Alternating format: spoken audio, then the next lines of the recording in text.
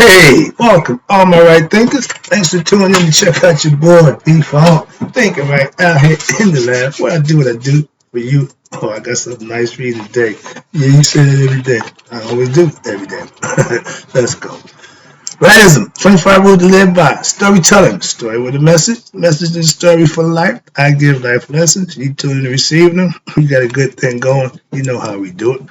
Right thinking mission, and I'm on it, is to enlighten, inspire, educate, and motivate you, the individual, to a higher spiritual level of enlightenment. Right thinkers way of life through mental and spiritual discipline daily will help and guide you to obtain your goal of spiritual enlightenment, aka know thyself. Excuse me. My mission is to see that all right thinkers get the information they need to do just that. Know thyself, because that's your goal. If you come in here, you want to know yourself, I'm going to do that for you. All you got to do is pick up the reins and do what you need to do with it. I'm here for you to do what you need to do. That's what I do for you. And I ask the question daily, do you know you? It's rhetorical, but if you don't have an answer for yourself, tune in. I can help you with that. That's what I do for you. A person who knows not and knows not that they know not is foolish. Disregard them. A person who knows not and knows that they know not is simple. You teach them. That's why I do what I do for you. Appreciate you too. Stay tuned. I got you. A person who knows not and believes and think that they know is dangerous. Avoid them. I do. A person who knows and knows not that they know is spiritually asleep. I can awaken them. I'm the spiritual alarm clock here to wake you up with knowledge of self. A person who knows and knows that they know is wise. Follow them. All these persons reside in you. Right thinkers know thyself. And to Maya, be true. I'm still in the book. I got a nice, quick, short lesson for you. Think you appreciate that. But this is called the parts of the spirit. It's 9 of them. Let's go through them. And I'm going to try to get through this real quick. I think it's a quick lesson. So as I said, this one is not going to be a long, drawn-out lesson, so it should be quick. It's called the parts of the spirit.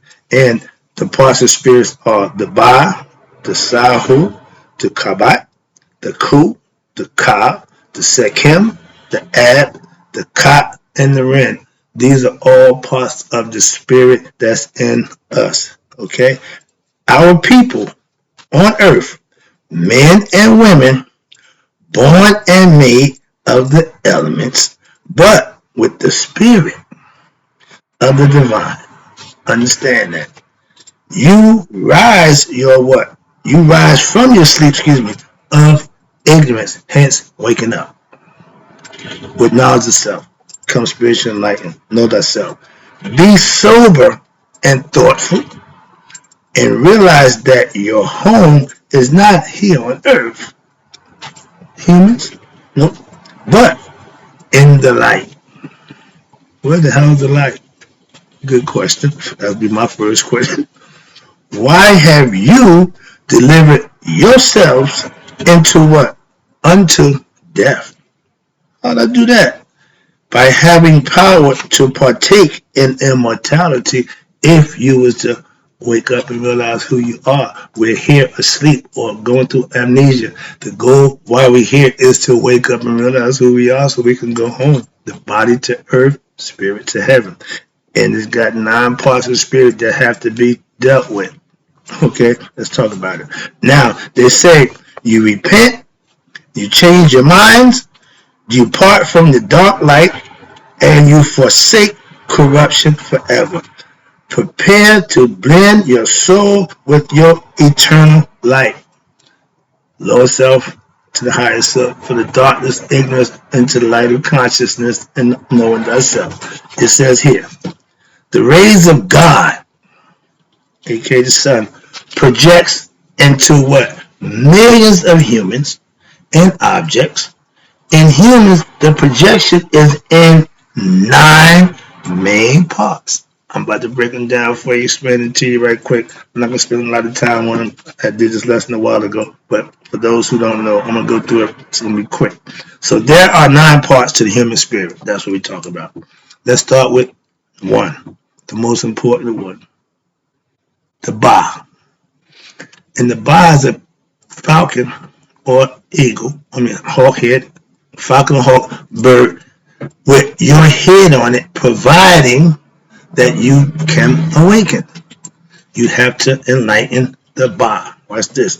The ba is heart, soul, which dwells in the ka, another part of spirit, with the power to what? The power of metamorphosis. It can change. And the purpose and the concept is when your conscious is awakened, your head goes on the ba. So now the spirit has a conscious, yours. At the judgment day, you see the ba stand on the side. And if the ba has a human head on it, it should be yours. If the ba has a ba head, which is the falcon, that means you didn't become awakened. That means you're not going anywhere. Moving on, but that's the concept for the metamorphosis for the ba. And sometimes described as the soul and the higher self. I like to use that one. And it is seen as what? As a spark from the universal ba, God. The ba may be dialogued, with and can be a spiritual guide to what? The developing individual. Your intuitive knowledge. The equivalent, watch this, the equivalent of the Hindu Atman. It is the indescribable, eternal, immortal spark of life. Everybody got spiritual philosophy. Everybody got a concept about God and the spark of life. All right? But it is not affected by anything that may happen to what? The senses, the body, mind, or the intellect, aka your higher mind. Whatever happened to the body, it doesn't affect the body. Okay? It gets a free ride. But watch this. But through the mind, what? The ba, which is your soul consciousness, projects and keeps together an aggregate of what? Physical elements that pull the body together, which is earth, air, water, fire, all the elements, in a coagulated, in a conglomerate that is called the physical body. Okay, we know it goes together to make the body. Now, but when the soul has no more use, watch this, for the physical body, and if it hadn't been enlightened, meaning you haven't put your head on it, it what? It discards it and returns to the universal ba. If it is what? Enlightened, like I try to explain to you. Or it may what? Seek more experiences, aka reincarnated in one of the other bodies, spiritual, astral body, where it may exist, where in heaven, the realm of light. If it is not enlightened, here we go, it don't have a choice. It will turn into another aggregate of elements, aka body, to make another body or reincarnation. That's the bottom. I said I'm gonna be fast. It took a long time to get just to that one. But let me try to speed up a little bit. But it's important to understand the concept and what we try to get across here about your spirit. The ka, the opposite of the body connected. The ka is the abstract personality, the ego, spirit twin, subconscious desires, concept of self, me, I, but it's the ethereal body, which is the astral body, possessing the power of locomotion, and it survives the death of the physical body, but it is the ethereal double containing what? The other parts, which is the concept of the ka was known in India, and the word was also known in India. God, Brahman, had a ka, a soul twin. Again, everybody understands about the ka, the other side of the ba and the ka. The shadow for the ba. The ka, which is what? The concrete personality, aka physical body. Simple as that. This is the ka. The ab, this was important. The conscious, and they spell conscious, I keep making this clear to you. They knew it very well. They spell the conscious CONSCIENCE. That's the science of the heart. It's the science that goes with the heart. They knew that. This is why they spell it that way. And what is it? The conscious, aka ab, of the man of his own God. That's what judges you at Judgment Day. We think it's God. It's the God in you. Yeah, it's God, but it's you. The conscious ab of a man is his own God. Your heart speaks for you at Judgment Day. Get the concept? Let me run this down right quick. We got a little paragraph about the ab now. The ab, or the conscience, spelled with the conscious science, is the source of Mishkanet. Know who she is? No, karma. Okay, according to the Indians, they call it karma. We call it Mishkanet. Okay, and the mother of reincarnation. She's the overseer of the new spirits that's coming too. All right. And the ab represents what? The heart. It is the symbol of the mind. The conscience is also the repository of what? Subconscious desires, which cause what? The mind to be in the perpetual state of motion. It don't stop. When you go to sleep, the mind don't stop, subconscious takes over. But it's in a perpetual state of motion and change restlessness. As these desires can never be fulfilled, watch this, by experiences or from objects in the world of time and space, what happens? At death, the ignorant soul will what? Will harbor unfulfilled desires, which will what? Lead to further incarnations, fighting, trying to get that feeling, okay? That desire, the pleasures, aka a nut. Everything is for that. If that's what you're living for, you're really living for the wrong thing. So get past that. Watch this. But that's what reincarnation is all about. You keep searching for that desire that's never going to be fulfilled. So you got further incarnations in search of the same fulfillment that you never got. This point is what is described in chapter 30, line 3 from the Egyptian book Coming Forth by Day. It states, my heart, the mother of my coming into being, the ab undergoes the examination by who? Thought, the mind, okay? One's own wisdom faculty. You see where we're going with this? All these aspects of your character, they come into play at what? Judgment Day. So it'd be good to get understanding of them, master them, and they'll be in your side at the time when you will need them. I told you, if you don't respect them at the time of need, they're not going to respect you. So understand it. And you examine by the thought, Tahuti, one's own wisdom faculty, and watch this. One's own heart will what? Will fashion. Mother, one's own fate comes into being. You're responsible for what you did. And according to one's will and desires, which are based on what? One's understanding and knowledge and wisdom about what? One's true self. Do you know yourself? I ask you the question every day. It's rhetorical, but if you don't have the answer, tune in. That's what I'm here for, to help you answer that question for yourself every day. Watch this. Thus, the new is fashioned in what? Accordance with what he or she has done with during their life. Moving on, I ain't gonna make a big deal out of that. We're gonna move down to the kabat. The kabat, or the shadow, is associated with the ba. Okay, that's the shadow, from which it receives its nourishment. And it has the power of locomotion and omnipresence. It's always there.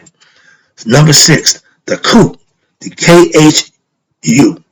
Now the Ku is what? The spiritual soul, which is immortal. It knows it's immortal. It don't have a problem. It is associated with what? The Ba, and is an ethereal being. So it knows who and what it is. You have to incorporate it. Next, number 7, the Sahu. This is what you want to become. The glorious spiritual body. That means you have enlightened yourself. Okay? The Ku got enlightened.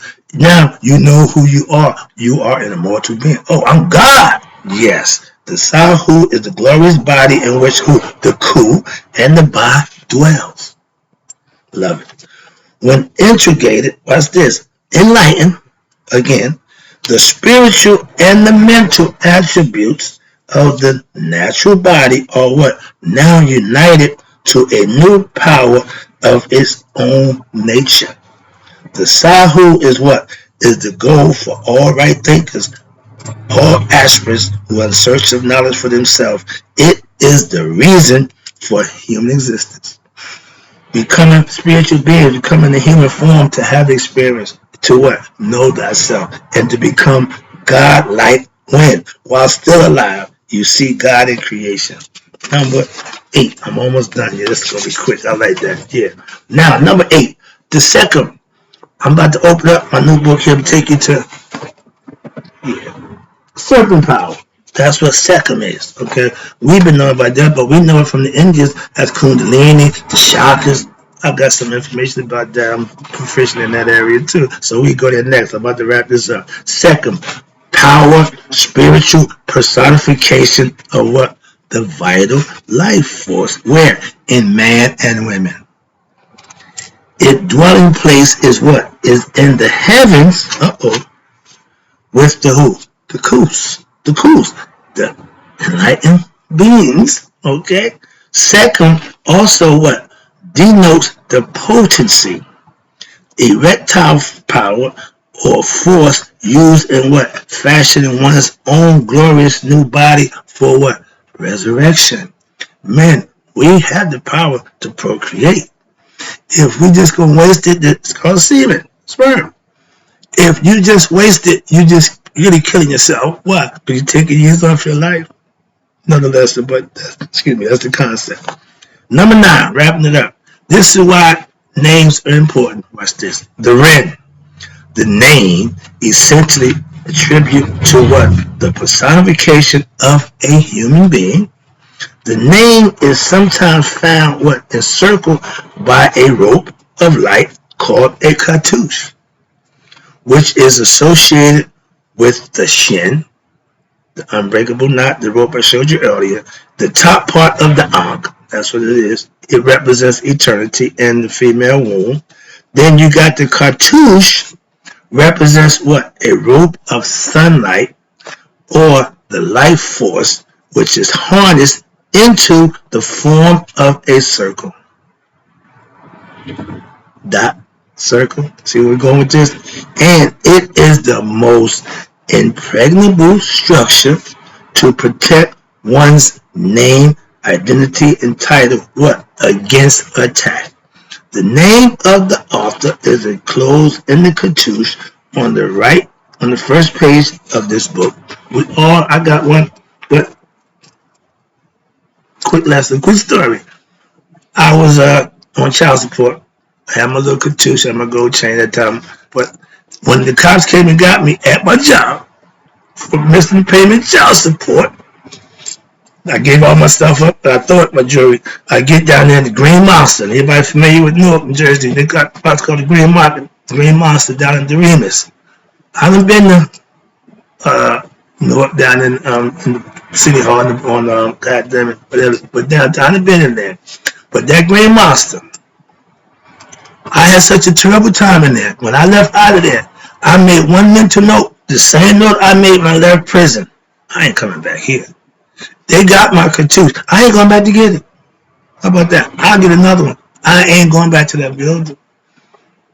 Just saying. So when we make decisions, when we make promises to God, it's personal. You ain't got to verbalize it. And I made one. I just gave you my personal commitment. Let me wrap this up. Excuse me. I want to get that story clear. Why? That's how I'm against something. If I'm against it, I'm against it. Don't make a difference. I want to continue, but I'm not going back to get it. They can have it. Sorry about that. Last one. The ab again. Let's talk about the ab right quick. The ab is the heart. And the heart is an excellent witness. That's what the eye represents. Amun, the hidden one. But he sees and he witnesses everything from the heart. My pastor says it best. God knows your heart. I get the concept now. I didn't move forward. I didn't want to tell you that, but I done figured it out. So yeah. And it is the oracle in everyone. Just like we all going to be judged, we have a heart that's going to hold us accountable. That's all. And nobody escapes that.